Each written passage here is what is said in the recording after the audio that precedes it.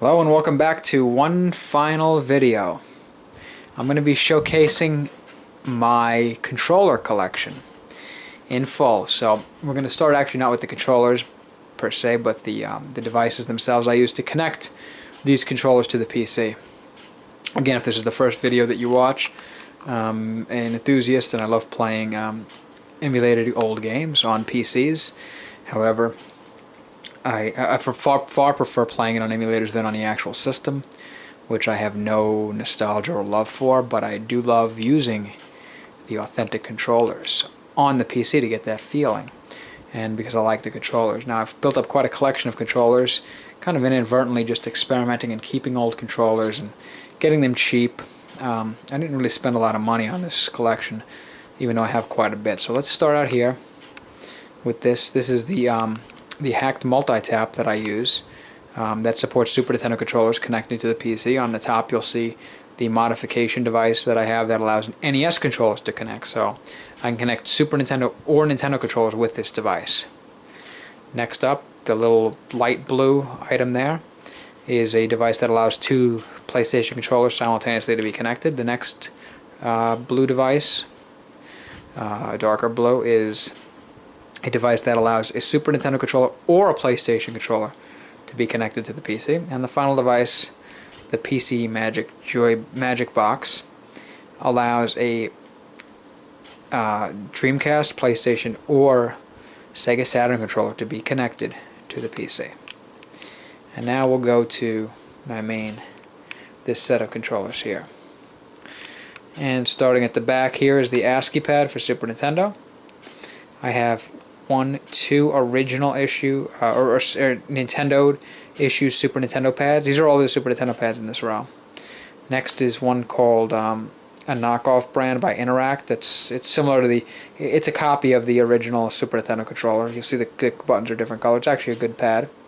Here's the SN Program pad, a very cool controller. Let's go to the back here. Here's the pretty terrible Turbo Touch 360, which I'm not sure if it works with the emulators or not, but the X and A button are not currently working. It might just be a broken controller. I got it at a thrift store for $1. Here is the Capcom Soldier pad, a really awesome pad. By the way, all these controllers so far, besides the Turbo Touch 360, do work with emulators. I'm going to mention emulators. I'm just going to mention the problems when they arise. Otherwise, assume these all work with emulators. And I've showcased this in the other videos. Here is a original Sony PS1 controller, the non-dual shock. Here's another one, and here's another one. I have three of them, and that's that row. And then we'll go to the top here. I have one Sony DualShock controller. I should probably get another one. I had one. I think I gave it away. I had a nice white one. I don't know what happened to it. I probably sold it or gave it away to a friend. Here is the ASCII pad for Super Nintendo. Not Super Nintendo, I'm sorry, for PlayStation 1. It doesn't have the turbo set. I had one like that, but this one doesn't have the turbo. Here's the Namco, some strange Namco controller with a dial on it. It's for PS1. The dial on it does nothing, or the spinner I should say does nothing with emulators, but the rest of the control works just fine. Here's the EA Sports pad, which I bought some of these cheap a while ago, new. Sold them to some people, gave them away, and they're actually good controllers. I don't know why they were selling so cheap, but it's a good actual controller.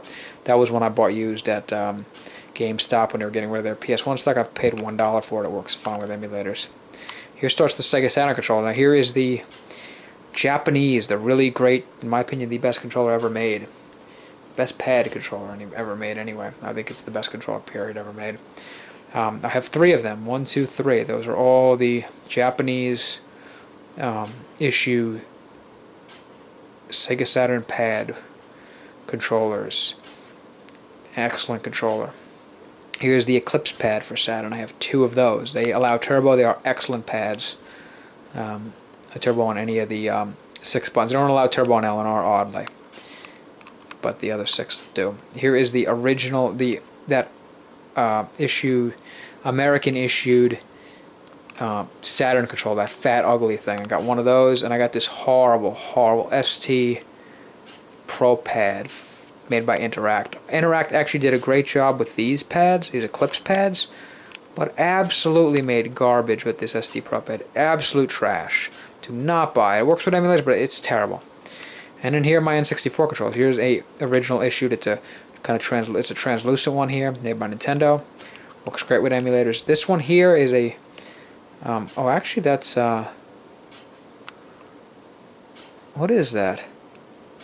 You know, I didn't show this. This is actually another. I actually made a mistake here. This is actually another Sony PlayStation controller that I did not show. It's an Interact controller. I didn't show with the emulators here. I never tested it out. I think maybe I did. I don't know, but I'm not going to. I don't feel like testing it out right now. I thought that was actually an N64 controller that didn't work with emulators, but I was wrong. That's actually a PlayStation 1 controller. I don't know where that N64 controller is right now, but in many ways I may as well not show it because it doesn't work with emulators, that particular controller. So anyway, no harm. Not going to go get it. Here are 3 original 8-bit NES controllers, the classic iconic controller. 3 of them, 1 dog bone controller for NES, and this horrible Quick Shot, which is absolute trash for Nintendo. All of those work with emulators. However, this is absolute trash, like I said. So now, going down to the ground here, let me shine some light here, too. Hold on just a moment. Okay, now you can be able to see these controllers. I got two NES Advantages. They actually work fine with emulators. You just have to set them to Player 1 and they work. Here we have another Super Nintendo controller. I put it down here because it was so big. It's the Naki Pro Shot. It works with Genesis or Super Nintendo. You can see this odd adapter here. But I use it for Super Nintendo because I do not have a means to connect Genesis controllers to an PC. Here is another Super Nintendo device, but it's not a controller itself. It's the Power Plug, the Tyco Power Plug, an excellent addition. Works with emulators great, and you could see a video where I describe what it does. It's a really cool device. I didn't go into all detail because I really don't know how to use all of its advanced functions, but it is a very cool device, and it can work to make any Super Nintendo controller turbo. So you can take an original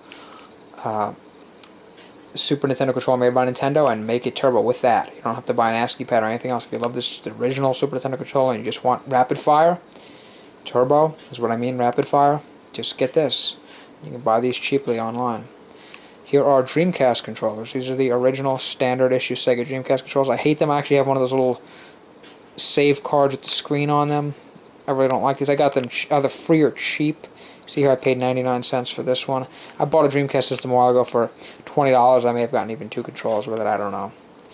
I bought these for $1 each. I may have even gotten one of those other ones for $1. Maybe I only had this and I bought these for $4, $1 each. See here, I bought these Interact, what is it called? The Guardian, the Interact Guardian. This does work with emulators. Then I have this special hacked Virtual Boy controller with an SNES male output. This will work on emulators. It works great. And you can see my video where I played Smash TV with it, and it works great. And then here I got some controls I didn't show you yet. I didn't showcase them in any videos yet.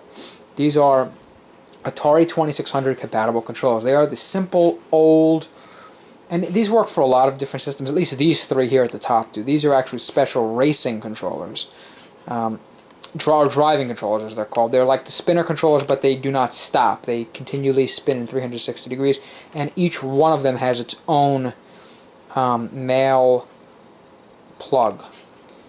So I think these only work for Atari 2600. I don't think there's another console that supports them. However, these work for many different systems. These worked for Commodore 64, I think Atari ST, I think even Amiga may have used this classic DB9 plug. And a lot of these old systems and computers, even into the 90s, they were still using it with the one-button controller. It was terrible. I don't know why this was being done. But, up was often jump in these games, and it was just really a pain. You had to use keyboard keys as well as buttons to play these games. Very annoying. I really don't like it. This definitely does not bring back nostalgic moments playing these on computers. In fact, I dislike a lot of old computer games very much. But that's, anyhow, the Atari 2600 collection, or compatible. Atari 2600 was an interesting system too, because the actual first-party controllers were worse than many of the third-party controllers. So don't always think the first-party is best.